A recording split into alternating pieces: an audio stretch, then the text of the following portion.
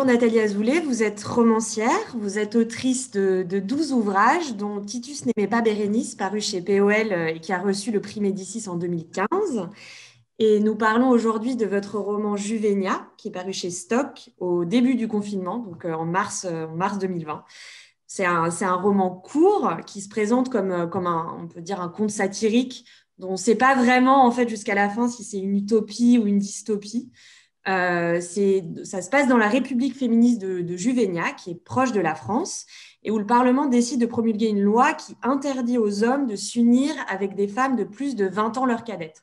Donc, par symétrie, les femmes sont astreintes à la même règle, mais l'un des premiers objectifs de la loi, c'est bien de redorer le blason, de revaloriser la place des femmes mûres aux yeux des hommes et à leurs propres yeux surtout, ces femmes qui sont exclues de par leur âge de l'espace amoureux, de l'espace sexuel, de l'espace culturel à partir de la ménopause en fait.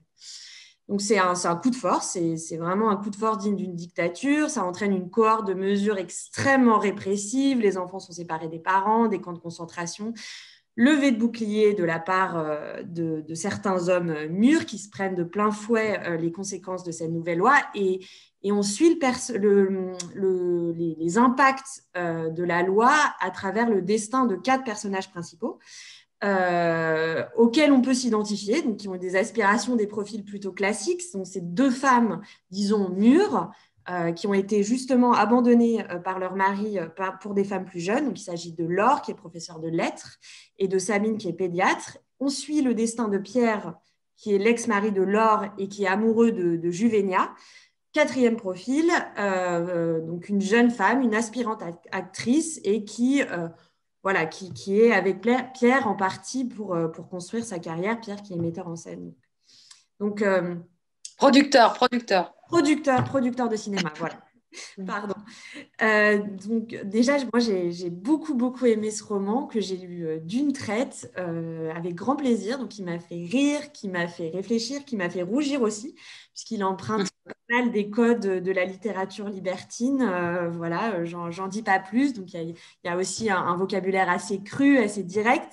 Et ce qui est vraiment jubilatoire, c'est le style, donc vraiment vigoureux, avec une écriture chirurgicale très précise, donc crue, je l'ai dit, incisif, et vous êtes assez cruel en fait envers vos personnages, vous vous amusez de leur travers, et à la fois c'est poignant parce que vous nous décrivez des peurs assez communes d'abandon, de solitude, voilà, et en particulier pour des femmes. Donc, je me suis vraiment identifiée à ces femmes et à leur parcours d'émancipation. Donc, ce qu'on a envie de vous demander, c'est vraiment une question évidente, c'est comment vous est venue l'idée de cette fable qui apparaît comme assez différente des romans que vous avez pu écrire précédemment, autant dans le sujet que dans la tonalité. Donc, voilà, c'est la première question. Alors, cette idée m'est venue d'une série d'observations que j'ai faites, à la fois dans mon entourage proche, dans un entourage plus lointain et d'une manière plus générale dans la société, puisque j'évolue dans des mondes, dans des milieux où cette situation, à savoir qu'un homme abandonne sa femme de 50 ans pour une plus jeune femme est une situation fréquente en fait. Il se trouve que c'est un vieux modèle hein, parce que Oui. ça ne date pas d'hier, mais disons que je me suis retrouvée sans doute parce que moi-même j'ai passé 50 ans cernée par des cas d'hommes qui ne voulaient plus d'une femme congénère, c'est-à-dire ils voulaient une femme d'une autre génération. Et donc, je regardais tout ça, je le vivais avec plus ou moins de sarcasme, évidemment, parce qu'il y a aussi quelques ridicules dans ces situations-là, mais il y a aussi pas mal de blessures, en fait. On se dit, bon, bah, s'ils abandonnent leurs femmes de 50 ans, c'est qu'il y a un problème avec les femmes de 50 ans. Et en étant moi-même évidemment, je prenais le problème pour moi, mais je n'ai pas écrit ça d'après une expérience personnelle. Voilà, ça n'a rien à voir avec ça. En fait, je me suis d'abord nourrie d'une série d'observations, et puis l'idée même de créer un conte satirique m'est venue un peu sans prévenir. presque un beau jour, un beau matin. Et j'avais pas du tout envie de traiter le sujet d'une manière tragique ou mélodramatique, ni même psychologique. Et c'est pour ça que j'ai préféré le modèle du conte au roman. Alors, officiellement, c'est un roman, mais de fait, ça n'est pas un roman, puisque c'est un conte qui va très vite, les personnages vont très vite. Et en fait, ce qui compte, c'est le rythme, c'est le tempo des changements, des aventures, des péripéties qui vont arriver à chacun des personnages. Donc, forte de ce constat et de ces observations et du fait que je voulais écrire quelque chose de rapide et plutôt drôle, je me suis jetée dans l'histoire et dans les aventures de ces 4 ou 5 personnages dont vous avez parlé. Et donc, j'ai imaginé que pour mettre un terme à ces situations, il y aurait un gouvernement féministe et autoritaire, il faut le dire, qui un jour déciderait que ces unions, donc avec 20 ans d'écart, sont répréhensibles et les condamnerait à de lourdes peines.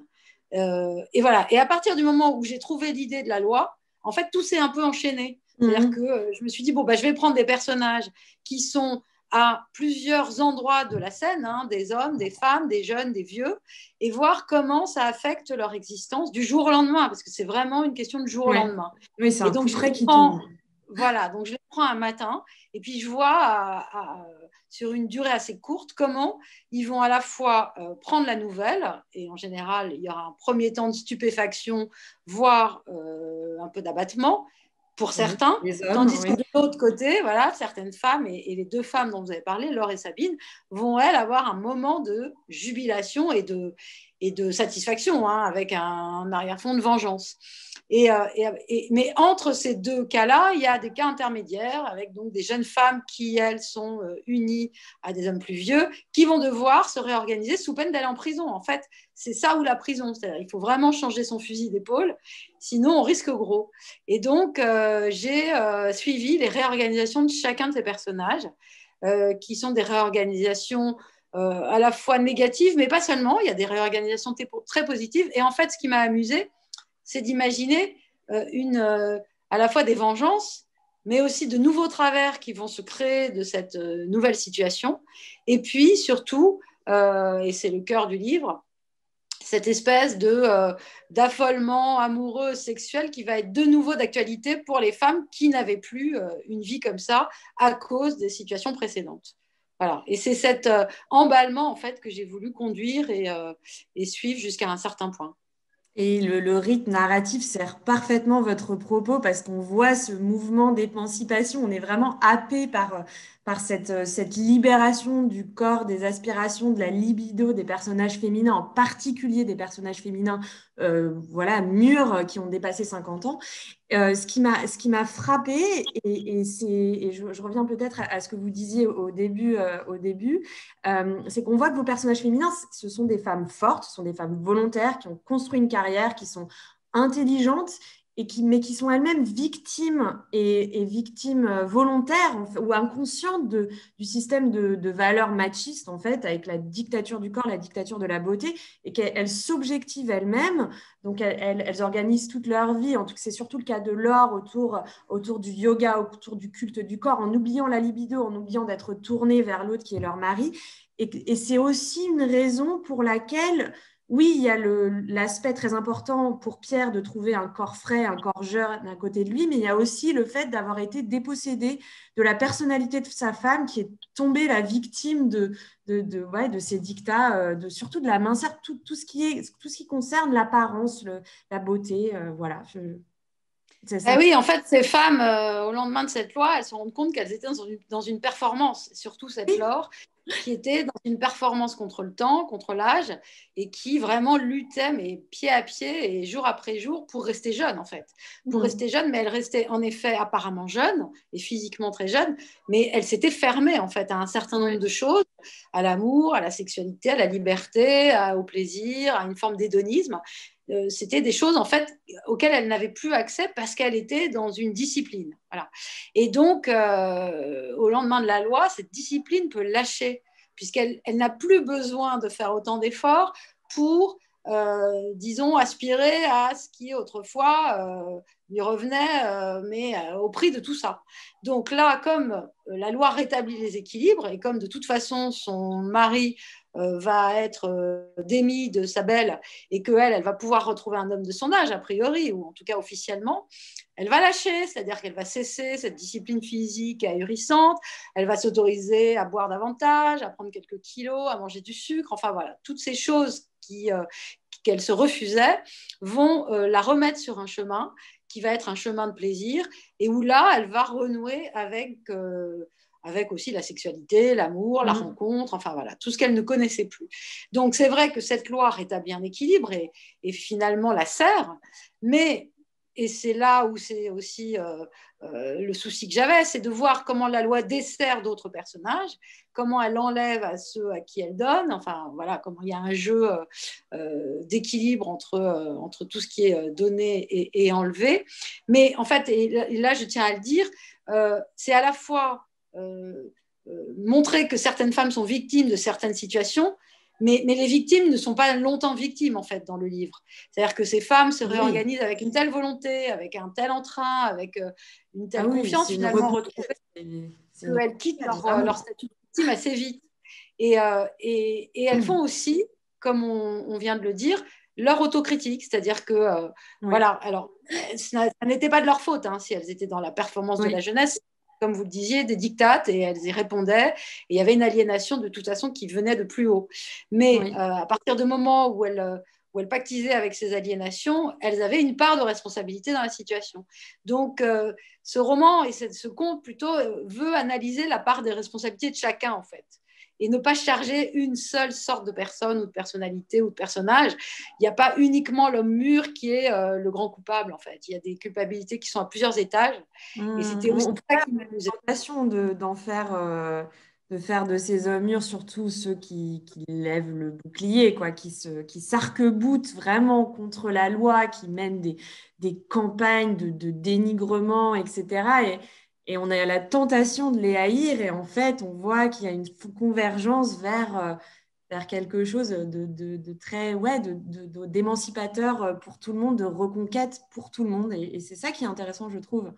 Ah oui, parce que si ces hommes mûrs parviennent à avoir de belles jeunes femmes à leurs bras, c'est que les belles jeunes femmes à leurs bras sont tout à fait d'accord pour s'unir à ces hommes mûrs. Oui, bien Pour sûr. un certain nombre de raisons, et il y a évidemment les raisons qui ne figurent presque pas dans mon livre, parce que mon livre est un livre un peu cynique, Oui, mais il peut y avoir la raison de l'amour comme ça, on peut le dire très vite, mais dans l'amour, il y a énormément de choses.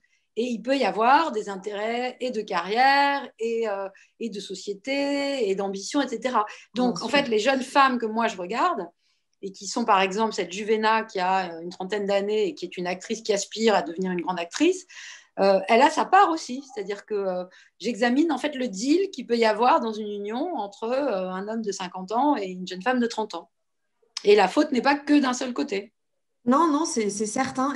Et moi, ce que j'ai trouvé très beau, vous parlez d'amour, c'était que au-delà de l'émancipation, ça va jusqu'à transformer la vision même de l'amour, la conception ouais, de l'amour amoureux, de la place dans nos vies. Et vous écrivez que l'amour est réduit, enfin, en fait, que l'amour n'est plus qu'une des voies de la sexualité. Et c'est la sexualité qui semble prendre le pas dans l'accomplissement, dans la réalisation par rapport à un amour monogame traditionnel, classique. Et je trouve aussi que c'est une dimension extrêmement moderne du roman, du conte, voilà, et qui est servie bien sûr par votre, encore une fois, votre usage enfin, on pense à Sade, en fait, dans certains passages, parce on a une description vraiment très crue, très savoureuse des scènes d'amour, des scènes de sexe, amour hétérosexuel, amour homosexuel, et on a même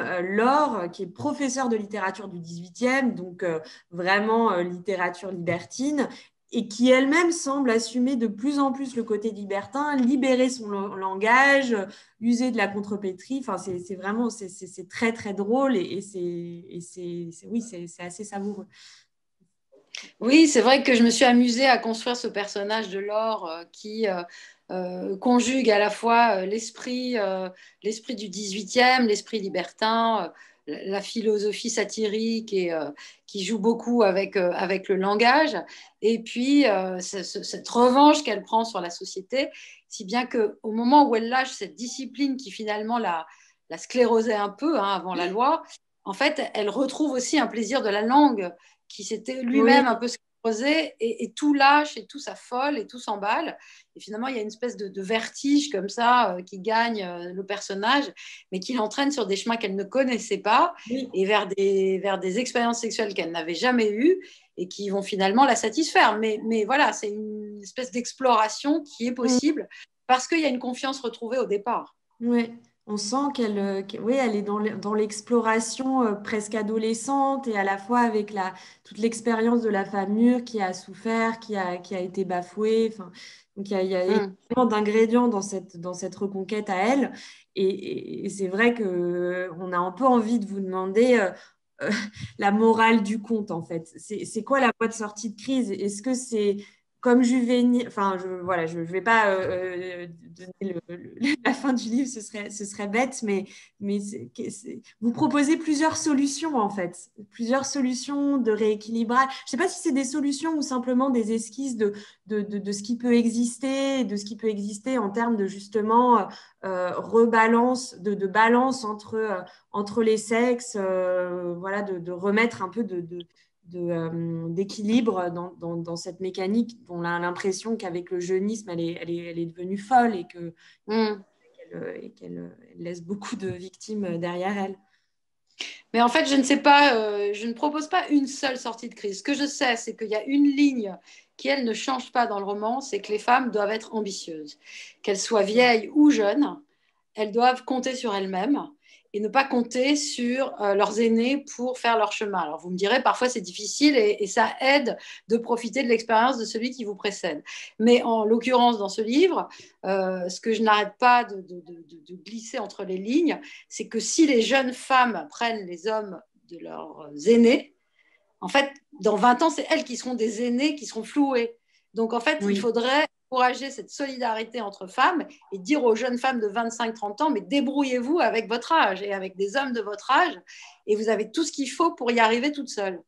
Donc, il y a cet encouragement qui est peut-être un peu naïf, on me dira, la société est plus difficile que ça, mais en tout cas, s'il y a un des messages qui court d'un bout à l'autre du livre, c'est celui-ci, et c'est vrai que c'est un fil que je tire jusqu'au bout, puisque sans déflorer à la fin du livre, il y a quand même un des personnages qui va advenir de tout ça, qui sera une jeune femme scientifique, qui va faire des découvertes, etc., etc., et oui, qui va peut-être changer la donne. Voilà. Mais en fait, ce que montre aussi ce conte, comme souvent dans les contes philosophiques, c'est que quand on change un bout de la donne, alors il y a un autre déséquilibre qui se crée. Donc en fait, il n'y a pas de solution idéale, il n'y a pas de pas de solution parfaite. solution. Il y a des Eh, travers qu'on essaye de. On va à droite pour les rectifier, mais il y en a de nouveau à gauche qui se créent.